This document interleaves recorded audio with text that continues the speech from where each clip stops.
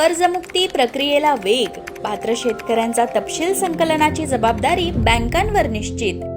राज्य शासनाने शेतकऱ्यांना दिलासा देण्यासाठी पुण्यश्लोक अहिल्यादेवी होळकर शेतकरी कर्जमुक्ती योजना 2026 जाहीर केली आहे।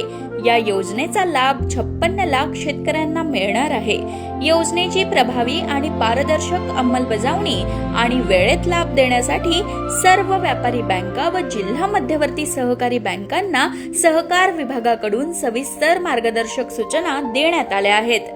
योजनेचा लाभ थेट आणि पारदर्शक पद्धतीने पात्र शेतकऱ्यांपर्यंत पोहोचवण्यासाठी बँकांकडून शेतकऱ्यांचा सविस्तर तपशील मागवण्यात येत आहे।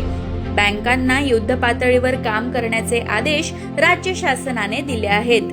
या प्रक्रियेत कोणतीही त्रुटी राहू नये म्हणून बँकांना मुख्यालय आणि जिल्हा स्तरावर विशेष नोडल अधिकाऱ्यांची नियुक्ती करणं बंधनकारक करण्यात आलं आहे।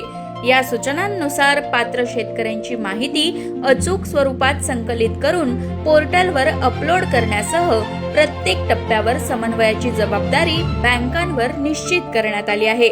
यासाठी प्रत्येक बँकेने मुख्यालय स्तरावर 2 नोडल अधिकाऱ्यांची नियुक्ती करणं बंधनकारक करण्यात आलं आहे। यापैकी एक अधिकारी योजना अंमलबजावणी समन्वयक तर दुसरा माहिती तंत्रज्ञान समन्वयक म्हणून काम पाहणार आहे। तसंच प्रत्येक जिल्ह्यात जिल्हाधिकारी व जिल्हास्तरीय समिती अर्थात DLC यांच्याशी समन्वय राखण्यासाठी स्वतंत्र जिल्हा नोडल अधिकाऱ्याची नियुक्ती करण्याच्या सूचना देण्यात आल्या आहेत।